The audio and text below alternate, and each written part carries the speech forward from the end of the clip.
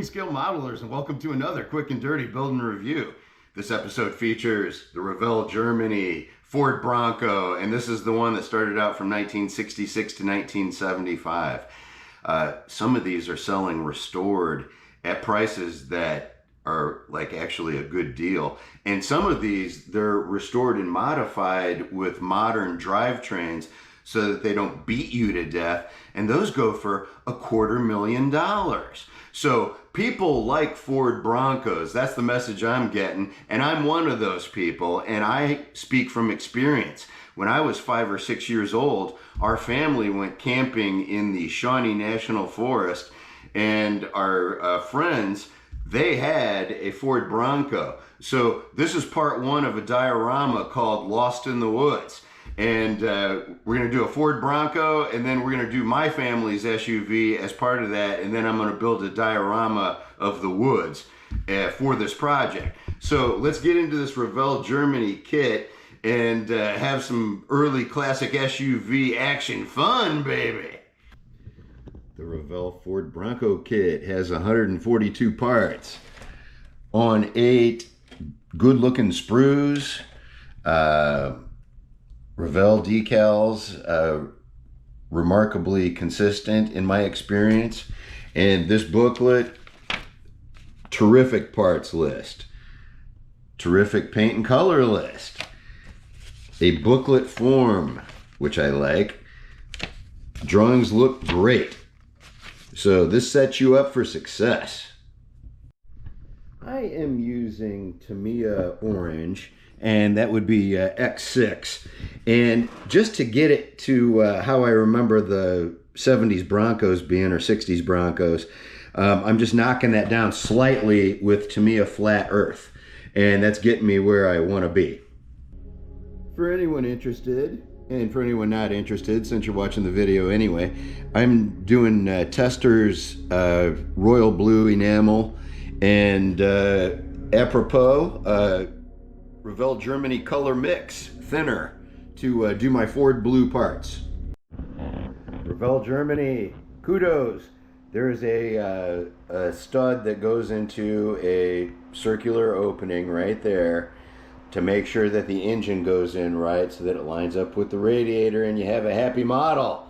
Positive indexing, people. Check into it. AMT. I love watching the way people build their car kits, because a lot of those guys, their day job is being an auto body guy, so they really get some great models. And I think something I might be able to do to get a classy finish is my last couple of coats, I'm throwing in Tamiya Clear Orange on top of my orange and dark earth mix. Every model I build makes me a little bit wiser. Sometimes a little bit angrier, but then ultimately a little bit wiser. I have made the mistake of thinking parts are inconsequential when they're very crucial. And parts 112 and 113, in the case of the Revell Ford Bronco, these look inconsequential, but that's where the front wheels are going to go on, so they're very important. And they are a butt joint fit onto this suspension, which is the only questionable decision I've seen so far in this kit. Otherwise, this is the most enjoyable suspension build I have come across recently. I'm at step 14 right now, and this has been a really fun, I mean, the way stuff goes together and just the time that I've been having painting it and all that, near perfect build. So I'm at step 14, and this is where the wheels go in, and I love the way the wheels fit together.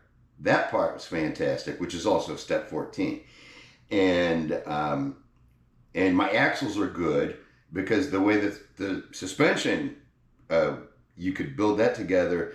I'm now at a point, though, where everything looks great, but the way the axles go in, it takes a lot of pressing, and those assemblies are very delicate. And so I'm at a crossroads here. I think I'm gonna have to drill the axles out so that the wheels will go in without me having to push very hard and break everything.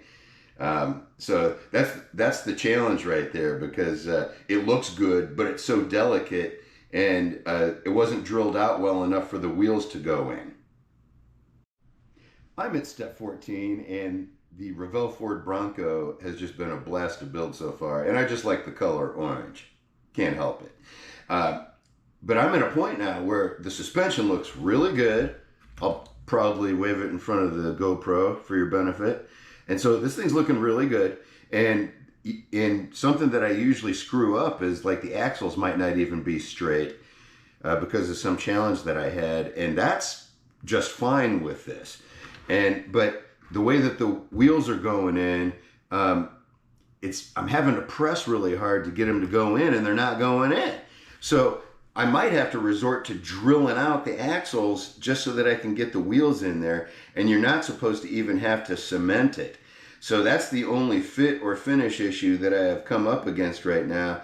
And now it's up to me, the modeler, to connect the dots. Everything up to this point has been smooth sailing, but if I screwed up with this drill, I undid everything.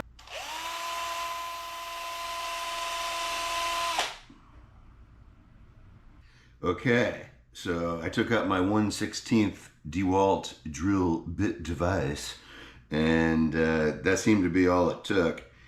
And I did that like a shade tree brain surgeon, and these wheels are going on pretty darn nice. And yep, boy, you don't want to press too much on these things, or everything that you worked on just goes. After getting the wheels on at step 14, two of the shock absorbers came loose. So now that the wheels are on there nice, I'm getting everything rebuilt and ready to move ahead. But it's been fun learning about the Ford Bronco piece by piece. And boy, the toughest part of the whole job is those wheels. And I got past okay on this one. And that's a victory with every car kit you build. That looks about like the real thing, doesn't it? A Bronco in trouble. I think that's happened a few times before today. The middle chassis pins matched up a-okay, but this front end is going to require a little bit of UAW Jimmy Hoffa slam, and I have called out the big boys to finish up this front end Detroit style. This is a recurring pattern in my car builds. I'm at step 20, and really the point is moot because I can't open the hood because I painted it shut, trying to get the, I put dark black paint on here, and I had to cover it with orange so many times, it welded the hood down. And that's happened in almost every car build I've ever done, because the hood wouldn't fit right. And this time I did it a different way, and I still can't lift up the hood, nor am I going to, because I'd rather have paint job than an open hood. Here's my painted Bronco body, and I just shot that in the top with Rust-Oleum 2X clear gloss. And what I'm learning from my car kits is that from this point forward, I'm going to use this approach. I'm going to gloss them before I assemble, and then any mirrors or accessories, anything like that, are going to get fastened with canopy glue, so I don't have to do touch-ups on my paint job. You got to buy some of that canopy glue. It is so worth it. The Revell Germany Ford Bronco. It's a fun build, but the kit is nowhere near perfect. And the good aspects of Revell Germany kits are so good. They're as good or better than Tamiya. And there are moments when I'll tell you Revell Germany just walks on water.